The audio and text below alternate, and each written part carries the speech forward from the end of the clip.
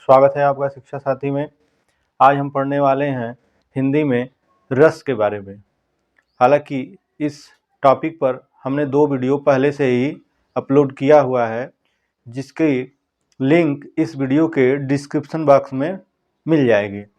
अब हमने इससे पहले के रसों को पढ़ लिया है, आज हम करुण रस के बारे में पढ़ने वाले हैं। दोस्तों, करुण रस क्या होता है? रस क्या होता है कि रस वो होता है जिससे आनंद की अनुभूति हो। वो आनंद चाहे वो सुख का हो या दुख का हो, किसी भी प्रकार का हो, तो उन हिसाब से रसों को बांटा गया है। अब हम पढ़ने वाले हैं करुण रस। करुण रस क्या होता है?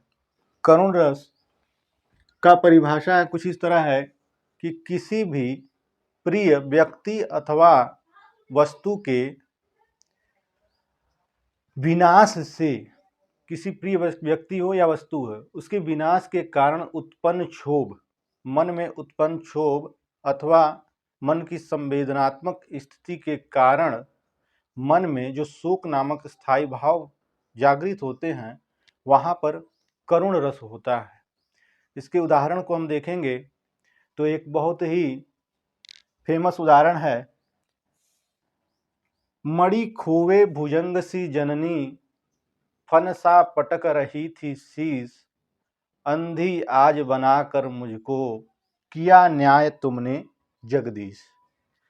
यह घटना उस समय की है जब श्रवण कुमार अपने माता पिता को जंगल में, यानी जंगल के रास्ते तीर्थ को लेकर के जा रहे थे, और महाराजा दशरथ के द्वारा शब्दवेदी बाण चला करके उनकी हत्या कर दी गई। और उसके बाद श्रवण के माता के द्वारा ये विलाप किया गया हुआ प्रसंग यहाँ पर लिखा हुआ है कि मणि खोए भुजंग से जनी। जिस प्रकार एक मणि को खोने पर, भुजंग यानी सर्प जो है, जिस प्रकार सर्प मणि को खोने के बाद फन पटकने लगता है, फनसा, उसी प्रकार श्रवण की माता जी भी अपनी शीश पटक रही थी कि, और ईश्वर से कह रही थी कि आज आपने अंधी मुझे बना करके हमारे साथ बहुत ही न्याय किया है। तो वहाँ पर क्या हुआ कि वहाँ पर उनके विलाप के कारण, श्रवण कुमार के माता ने उनके विलाप के कारण यहाँ पर शोक नामक स्थायी भाव जागृत हुआ, और इसलिए इसमें करुण रस है इस पूरी पंक्ति में। आगे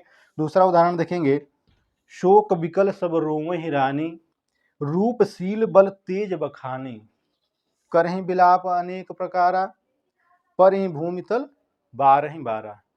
यहाँ पर है, शोक विकल सब रोवहि रानी, शोक से व्याकुल होकर सभी रानियां शोक में व्याकुल होकर के रोने लगती हैं। और रूपशील बल तेज बखानी, राजा के रूप का, बल का और उनके तेज का बार बार प्रशंसा करते हुए, करहि विलाप अनेक प्रकार से विलाप कर रही हैं, और पर ही भूमि तर बारहि बारा, और भूमि पर बार बार पड़ रही हैं। इस प्रकार इन दोनों पंक्तियों में करुण रस है। तो ये दोनों उदाहरण करुण रस के हैं। दोस्तों, आगे हम बात करने वाले हैं वीर रस के बारे में। वीर रस क्या होता है? हृदय में स्थित उत्साह क्या होता है कि वीर रस का स्थायी भाव होता है, स्थायी भाव उत्साह होता है, उत्साह। वही यहाँ पर कहा जा रहा है कि हृदय में स्थित उत्साह नामक स्थायी भाव का जब विभाव, अनुभाव व संचारी भाव का एक साथ संयोग होता है, वहां पर वीर रस होता है। तो वीर रस का स्थायी भाव उत्साह। इसका उदाहरण है, खड़क उठी सन 57 में वो तलवार पुरानी थी। ये उत्तर प्रदेश में पूछा गया है। यूपी पुलिस कांस्टेबल में इसको पूछा कि खड़क उठी सन 57 में वो तलवार पुरानी थी। हालांकि ये झांसी की रानी नामक पाठ से लिया गया है। पूरा कविता हो, पूरा लाइन होगा, खड़क उठी सन 57 में वो तलवार पुरानी थी, खूब लड़ी मर्दानी वो तो झांसी वाली रानी थी। यहाँ पर वीर रस इसलिए है क्योंकि यहाँ पर अंदर से उत्साह जागृत हो रहा है। इस पंक्ति को पढ़ करके, इस काव्य को पढ़ करके अंदर से उत्साह नामक स्थायी भाव जागृत हो रहा है, इसलिए इसमें कौन सा रस है? वीर रस। आगे अगला देखेंगे, मैं सत्य कहता हूं सके, सुकुमार मत जानो मुझे, यमराज से भी युद्ध में प्रस्तुत सदा मानो मुझे। यहाँ भी युद्ध भूमि से संबंधित बात की गई है। इसलिए इसमें भी वीर रस है। दोस्तों आगे हम बात करने वाले हैं अद्भुत रस के बारे में। अद्भुत अद्भुत रस क्या होता है, इसकी परिभाषा क्या है, और अद्भुत रस का स्थायी भाव जो है वो क्या है। स्थायी भाव इसका आश्चर्य या विस्मय होता है। आश्चर्य या विस्मय। जहां पर आश्चर्यजनक वस्तु, घटना या स्थिति को देखकर हृदय में जो विस्मय का भाव, विस्मय जो इसका स्थायी भाव होता है, विस्मय का आश्चर्यजनक भाव जो होता है पैदा होता है, यानी उत्पन्न होता है, वहां पर अद्भुत रस होता है। जैसे उदाहरण के माध्यम से देखें, नाच अचानक ही उठे बिनु पावस बन मोर। अब आश्चर्य की बात यहाँ क्या है, आश्चर्य या विस्मय स्थायी भाव क्यों जागृत हुआ, क्योंकि पावस का अर्थ होता है वसंत ऋतु, और वसंत ऋतु में ही मोर नाचते हैं। लेकिन बिना वसंत ऋतु आए अगर मोर नाच रहे हैं तो यहाँ पर ये आश्चर्यजनक बात है। और जब आश्चर्यजनक स्थायी भाव जागृत हुआ तो वहाँ पर अद्भुत रस होता है। दूसरा उदाहरण के माध्यम से हम समझेंगे, देख यशोदा शिशु के मुख में सकल विश्व की माया, क्षण भर को वह पड़ी अचेतन, हिल न सकी कोमल काया। यहाँ पर जब भगवान श्री कृष्ण मिट्टी खा लेते हैं तो उनकी माता यशोदा कहती हैं मुख खोलने के लिए, और जब वो अपना मुख खोलते हैं तो पूरा ब्रह्मांड उनके मुख के अंदर दिखाई देता है। तो ये एक आश्चर्यजनक घटना होती है और इसीलिए इसमें अद्भुत रस है। और उसके बाद कहा जा रहा है कि क्षण भर को वह पड़ी अचेतन, ये कुछ क्षण के लिए तो वो अचेतन हो गई, हिल न सकी कोमल काया, और उनका शरीर हिल न सका, इतना वो अचेतन हो गई और आश्चर्य की भावना उसके अंदर जागृत हो गई उनके अंदर, इसलिए यहाँ पर अद्भुत रस है। दोस्तों आगे हम पढ़ने वाले हैं शांत रस के बारे में। शांत रस की परिभाषा क्या होती है, जहां पर निर्वेद नामक स्थायी भाव, विभाव, अनुभाव तथा संचारी भाव से संयोग करे, वहां पर शांत रस होता है। दोस्तों इसमें सांसारिक वस्तुओं के प्रति वैराग्य की भावना उत्पन्न हो जाती है। इसमें मन बहुत ही शांत हो जाता है, जैसे साधु महात्माओं का मन होता है एकदम शांत, यानी सांसारिक सुखों से बाहर। इसका उदाहरण है, मन रे तन कागद का पुतला, लागे बूंद बिनस जाए छिन से, गर्व करें क्यों इतना। दोस्तों इसमें ये कहा गया, मन को समझाते हुए कहा गया कि मन रे तन कागज का पुतला, यानी हे मन, ये जो तन है यानी शरीर जो है वो एक कागज के पुतले की भांति है। मन रे तन कागज का पुतला, लागे बूंद बिनस जाए छिन से, जिस प्रकार कागज के पुतले पर पानी का बूंद पड़ने से वह बिनसी यानी नष्ट हो जाता है, उसी तरह यह शरीर भी है, तन भी है। लागे बूंद बिनस जाए छिन से, गर्व करें क्यों इतना, फिर किस बात का घमंड करना है। तो इसमें क्या है कि एकदम शांत रहने की भावना, शांत रहने की भावना को दर्शाया गया, इसलिए इसमें शांत रस है। इसका स्थायी भाव निर्वेद होता है। पेपर में बहुत बार पूछा गया है, पुलिस में भी पूछा गया कि शांत रस का स्थायी भाव क्या होता है, तो निर्वेद होता है। अगला, लंबा मार्ग दूरी घर, बिकट पंथ बहु मार, कहो संत को क्यों पाए ये दुर्लभ हरिदी दार। ये शांत रस का दूसरा उदाहरण है। लंबा मार्ग दूरी घर, बिकट पंथ बहु मार, कहो संत क्यों पाए ये दुर्लभ हरि दीदार। अगला उदाहरण देखेंगे, तू करता तू भया, मुझ में रही न हूं, बारी फेरी बल गई, जित देखूं तित तुम। दोस्तों ये सब जो आपके सामने लिखे हुए हैं इन सब में शांत रस है, इन सब पंक्तियों में शांत रस है। पेपर में दिया जाता है और इसमें पूछ लिया जाता है कौन सा रस है, तो आप लगाएंगे इसमें शांत रस है। अब इनमें से जो भी आपके सामने दे दिया जाए। दोस्तों अब बात हम करेंगे भयानक रस के बारे में। भयानक रस की परिभाषा क्या होती है, किसी भयप्रद वस्तु, व्यक्ति या स्थिति का ऐसा वर्णन जो मन में भय उत्पन्न करे, मन में भय का संचार करे, वहाँ भयानक रस होता है। इसका स्थायी भाव, भयानक रस का स्थायी भाव भय होता है। भय, भय मतलब डर, भय या डर। तो यहाँ पर हम इसके उदाहरण को देखेंगे।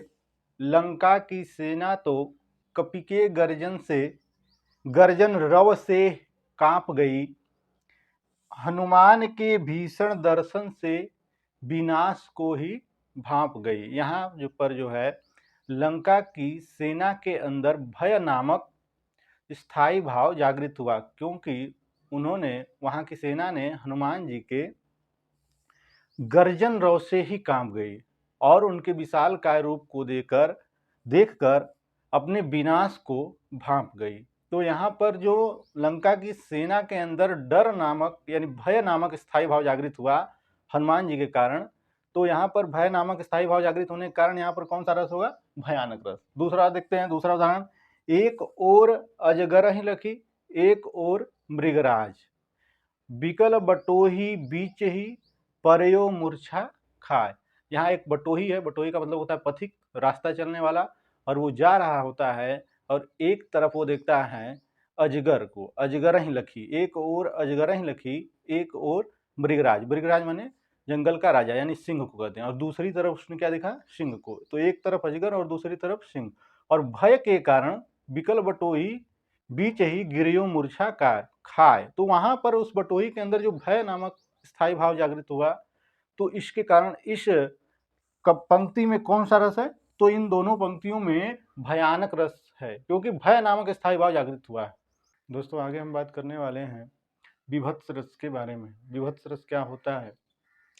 यहाँ पर हड्डी, मांस, मज्जा, रुधिर, शव बिखरे हुए हों तथा इनके कारण मन में जो घृणा उत्पन्न हो जाती है, और जैसे ही मन में घृणा उत्पन्न हुई, घृणा नामक स्थायी भाव जागृत हुआ, वहां पर विभत्स रस होता है।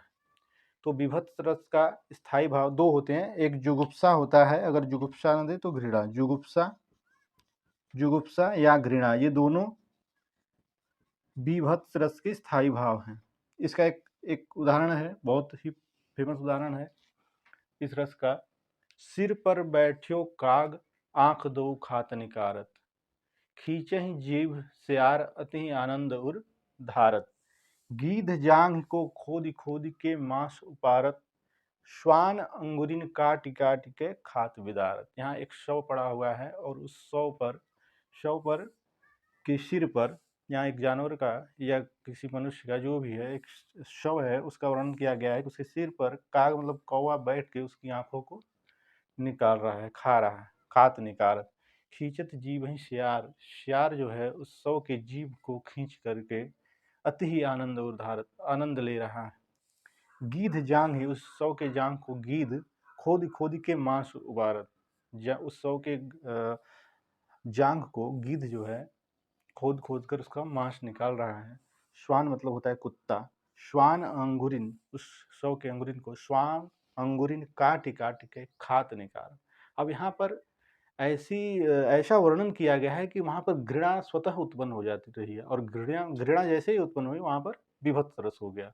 तो ये एकमात्र उदाहरण है जो बहुत फेमस, अगर इस रस से अगर कोई उदाहरण आता है तो यही एकमात्र उदाहरण है।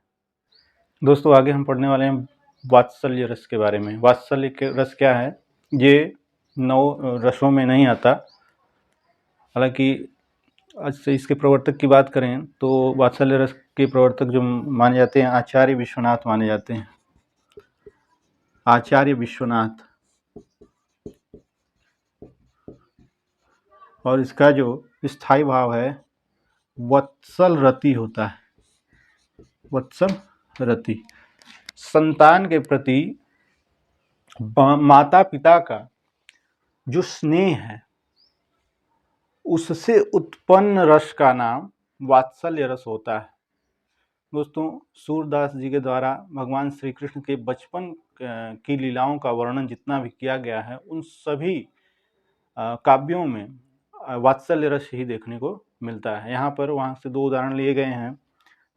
पहला है यशोदा हरिपालने झुलावें हलरावें दुलरावें मल्हावें जोई सोई कछु गावें, यहाँ पर भगवान श्री कृष्ण के बचपन में माता यशोदा और उनके कृष्ण के, भगवान श्री कृष्ण के प्रेम का भाव जो है यहाँ पर उसका वर्णन हुआ है। तो यहाँ पर मातृत्व भाव जागृत हुआ है। तो माता पिता का जो स्नेह है अपने संतान के प्रति, उसमें जो उत्पन्न रस होता है वो कौन सा होता है? वात्सल रस। दूसरा देखेंगे, किलिकत कान घुटुरियन आवत, मणिमय कनक नंद के आंगन, बिंब पकड़िबे धावत। यानी भगवान श्री कृष्ण जब बचपन रूप में होते हैं, छोटी अवस्था में होते हैं, तो यहाँ कह रहा है किलकत कान घुटुरियन आवत, किलकारी मारते हुए और घुटने के बल चलते हुए भगवान श्री कृष्ण अपने बाबा नंद के आंगन में आ रहे हैं। बिंब पकड़िबे धावत, यानी अपनी परछाई को बार बार पकड़ने की वो चेष्टा कर रहे हैं। तो यहाँ पर भी भगवान श्री कृष्ण के बचपन का उल्लेख किया गया है और इसमें भी वात्सल्य रस है। दोस्तों, वात्सल्य रस हो या शांत रस हो या कोई भी रस हो, या प्रतियोगी परीक्षाओं के साथ साथ हाई स्कूल की परीक्षा और इंटरमीडिएट की परीक्षाओं में भी यहाँ से प्रश्न बनते हैं।